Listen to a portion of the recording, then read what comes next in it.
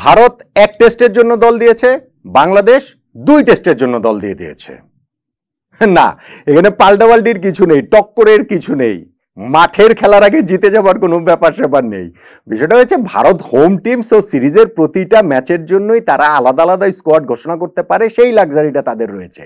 বাংলাদেশ যেহেতু সফরকারী দল, সো বাংলাদেশের পুরো সিরিজের স্কোয়াডটাই বাংলাদেশ একসঙ্গে ঘোষণা করতে হয় আর কি, এটাই রীতি। ভারত সফরের জন্য টেস্ট সিরিজের জন্য 2 টেস্টের 16 সদস্যের স্কোয়াড ঘোষণা করা হয়েছে, যেইখানটাতে আসলে খুব অপ্রত্যাশিত কিছু কি আছে, বড় কোনো চমক কি আছে? আর যে স্কোয়াডটা দেওয়া হলো সেইখানে 16 জন থেকে কি 11 জনের একটা ছায়াও আমরা দেখতে পাচ্ছি, অন্তত প্রথম টেস্টের কথাটা যদি বলি। দেখুন, পাকিস্তানে গিয়ে মাত্রই আমরা একটা টেস্ট সিরিজ জিতেছি, একটা অবিস্মরণীয় বিজয়। বাংলাদেশের ক্রিকেট ইতিহাসে সিরিজ হিসাবে ধরলে সর্বকালের সেরা বিজয় হিসাবে আমি এটাকে দেখে, আমার সঙ্গে অনেকে আপনারা একমত হবেন। সো সেই সিরিজ খেলে ফেরার 2 সপ্তাহের মধ্যে আমরা ভারত সফরে যাচ্ছি, স্কোয়াডটাতে তো আর বিরাট কোনো চেঞ্জ হবে না, এটা প্রত্যাশিত হয়েছিল। চেঞ্জ একটা হয়েছে, এইখান থেকে বাদ পড়েছেন শরীফুল ইসলাম। আসলে বাদ পড়েননি, তাকে বিশ্রাম দেওয়া হয়েছে, কারণ শরীফুল ইনজুরিতে রয়েছেন। পাকিস্তান সফরে তিনি ছিলেন, প্রথম টেস্টটাও তিনি খেলেছেন, ভালোই বোলিং করেছেন, কিন্তু ওই গ্রোয়েন ইনজুরির কারণে সেকেন্ড টেস্টটাতে তাকে রেস্ট দেওয়া হয়েছে। সেই ইনজুরি থেকে এখনো পুরোপুরি সেরে ওঠেননি তিনি। সো আমাদের নির্বাচকদের মনে হয়েছে যে পাকিস্তানে ওই সেকেন্ড টেস্টে যে তিনি মিস করেছেন, ভারতের বিপক্ষে 2টা টেস্টেও তাকে খেলালে ঝুঁকিটা বেড়ে যায়, সেক্ষেত্রে হয়তো টি-20 সিরিজে শরীফুলকে দেখা যেতে পারে, টেস্ট সিরিজে তাকে বিশ্রামে রাখা হয়েছে। এখন একজন ফাস্ট বোলার বাদ গিয়েছেন, তাকে হচ্ছে গিয়ে রাখা হয়নি, সেই জায়গায় আরেকজন ফাস্ট বোলারকে নিলে খুব একটা আলোচনার কিছু ছিল না। এখন শরীফুলের বদলে এখানে স্কোয়াডে নেওয়া হয়েছে জাকের আলী অনিক। জাকের আলী অনিক তার ফাস্ট বোলার না, তিনি batsman, middle order batsman, middle lower order batsman, wicket keeper batsman. So তাকে প্রথমবারের মতো তাও টেস্ট স্কোয়াডে ডাকা হয়েছে। এইটা তাই একটু আলোচনার দাবি রাখে যে বাংলাদেশ কি এইখানে পাকিস্তানের যে স্ট্র্যাটেজিক আমাদের যে হিসাবটা ছিল ভারতে গিয়ে, সেই হিসাবটা কি আসলে পাল্টে যাচ্ছে কি না। আমরা এখানে একজন পেস বোলার কমিয়ে মিডল অর্ডার একজন ব্যাটসম্যান যখন বাড়িয়েছি, তখন ওই আলোচনাটা খুবই যৌক্তিক। প্রথমত জাকের আলী অনিকের কথাটা একটু বলি, যে প্রথমবারের মতো টেস্ট দলের ডাক পেয়েছেন তিনি বাংলাদেশের হয়ে। এর আগে তিনি টি-20 খেলেছেন, 16টা 17টা ম্যাচ তিনি খেলেছেন। ক্যারিয়ারের শুরুটা তার ভালো হলেও টি-20 ওয়ার্ল্ড কাপে তার পারফরমেন্সটা ছিল খুবই হতাশাজনক। সো এইখান থেকে তিনি একেবারে টেস্ট দলে সুযোগ পেয়ে যাওয়াটা থেকে এক অর্থে প্রমোশন মনে হতে পারে, কিন্তু লঙ্গার ভার্সন ক্রিকেটে আবার তার রেকর্ড ভালো। ইনফ্যাক্ট কিছুদিন আগেই পাকিস্তানে গিয়ে পাকিস্তান এ দলের বিপক্ষে বাংলাদেশ এ দলের হয়ে 174 রানের একটা ইনিংস জাকের আলী অনিক খেলেছেন। সো মিডল অর্ডারে যখন ব্যাটসম্যান বাড়ানোর একটা কৌশলগত দিকে বাংলাদেশ গিয়েছে, সেইখানটাতেই জাকের আলী অনিককে ইনক্লুড করা হয়েছে। শাহাদাত হোসেন দীপুকে হয়তো নেওয়া যেতে পারত, সেই শাহাদাত এর আগে আমরা দেখেছি যে সাকিবের অনুপস্থিতি বা মুশফিকের অনুপস্থিতিতে তাকে 4টা টেস্ট টানা খেলানো হয়েছিল, সেখানটাতে তার পারফরমেন্স খুব একটা ভালো ছিল না। সো আবার তাকে ফিরিয়ে না এনে এখানে জাকের আলী অনিককে প্রথমবারের মতো ডাকা হয়েছে, সুযোগ দেওয়া হয়েছে। কৌশলগত দিক থেকে ভারতের আমাদের চেঞ্জের জায়গাটাই এইটাই যে আমরা একজন পেস বোলার কমিয়ে আমরা একজন ব্যাটসম্যান বাড়িয়েছি। ওভারঅল যদি আমরা স্কোয়াডটা দিকে জাস্ট ওখানে তার খুব একটা আলোচনার কিছু নেই, পাকিস্তানের বিপক্ষে সেই স্কোয়াডটাই রয়েছে। তারপরে যদি একবার একটু এক নজরে চোখ বোলাই, সেখানে আমাদের এখানে ওপেনার হিসেবে 3 জন রয়েছেন, সাদমান, জাকির, জয়। তারপরে হচ্ছে গিয়ে নাম্বার 3তে তো আমাদের মানে শান্তই রয়েছে। মিডল অর্ডার যদি বলি তাহলে হচ্ছে গিয়ে এরপরে মমিনুল, মুশফিক, সাকিব, লিটন, জাকের আলী অনিক, মেহেদী হাসান মিরাজ পর্যন্ত আপনারা আসলে ধরতে পারেন। স্পিনার আমাদের এখানে রয়েছেন হচ্ছে গিয়ে 4 জন, সাকিব, মিরাজ, তাইজুল এবং নাইম হাসান। আর পেস বোলারও এখানে রয়েছেন 4 জন, নাহিদ রানা, হাসান মাহমুদ, সৈয়দ খালেদ আহমেদ এবং তাদের সাথে এখানে তাসকিন আহমেদ রয়েছেন। এই হচ্ছে কি যে মোটা দাগে বাংলাদেশের 16 সদস্যের স্কোয়াডটা। আপনি স্ট্র্যাটেজিক যেগুলো বলছি, একাদশের ছায়াটাকে এই জায়গাটাতে দেখা যাচ্ছে কিনা কিছুটা। এই 16 জন থেকে 11 জন হবে, এখনো কিছুটা সময় রয়েছে। 19 তারিখে চেন্নাইতে প্রথম টেস্ট ম্যাচ শুরু হবে, কিন্তু সেই ছায়াটা কি আমরা দেখতে পাচ্ছি কিনা, একাদশটা কিরকম হবে এরকম একটা ধারণা কি করা যায় কিনা।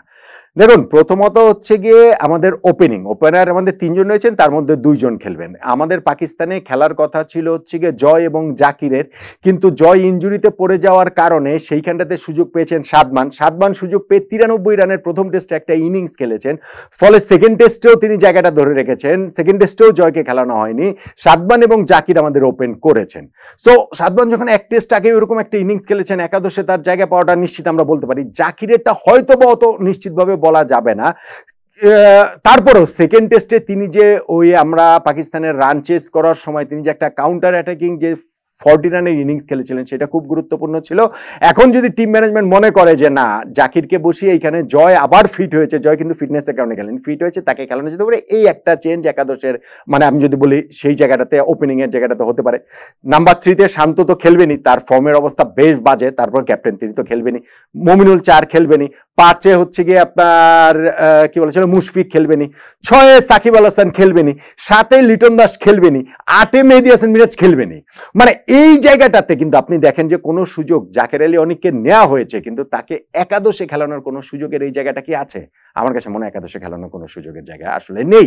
হ্যাঁ, এখন যদি কেউ ইনজুরিতে পড়ে যান, হঠাৎ করে কেউ ইনজুর্ড হয়ে যান, তাহলে ওই ব্যাকআপ হিসেবেই কিন্তু এখানে জাকের আলী অনেককে নেওয়া হয়েছে, সেক্ষেত্রেই শুধুমাত্র তার খেলার সুযোগ রয়েছে। কৌশলগত দিক থেকে বাংলাদেশ ভারতের বিপক্ষে ম্যাচে যে চেঞ্জের জায়গাটাতে আমাদের স্কোয়াড দিয়েছে, একাদশের ক্ষেত্রে যেটা হতে পারে সেটা হচ্ছে পাকিস্তানের 2টা টেস্টে আপনি দেখবেন যে আমরা ওইখানে 3 পেসার 2 স্পিনার নিয়ে সাজিয়েছি। আমাদের বোলিং অ্যাটাকটাতে ভারতের বিপক্ষে চেঞ্জ হতে পারে। পাকিস্তানে আমরা কিন্তু 4 স্পিনার নিয়ে গেছিলাম, সাকিব মিরাজের সঙ্গে ওইখানে তাইজুল ছিলেন, নাইম হাসান ছিলেন। তাইজুল এবং নাইম হাসানকে কিন্তু 2টা টেস্টের একটা টেস্টও খেলানো হয়নি, 2 স্পিনার নিয়ে আমরা খেলেছি, সঙ্গে আমরা 3 পেসার নিয়ে খেলেছি। ভারতের বিপক্ষে ওইখানে আমাদের স্কোয়াডে 5 জন পেসার ছিল, 4 জন স্পিনার ছিলেন, এবং 5 পেসারের মধ্যে আমরা 3 পেসার খেলেছি, 4 স্পিনারের মধ্যে আমরা 2 স্পিনার খেলেছি। ভারতের বিপক্ষে স্কোয়াডটাতে আমাদের 4 পেসার 4 স্পিনার। এখন আমার এই জায়গাটাতে মনে হচ্ছে স্পেশালি প্রথম টেস্ট যে চেন্নাই, সেইখানটাতে সেটা স্পিন সহায়ক হয়, ট্রেডিশনাল একটু স্পিন সহায়ক হয়।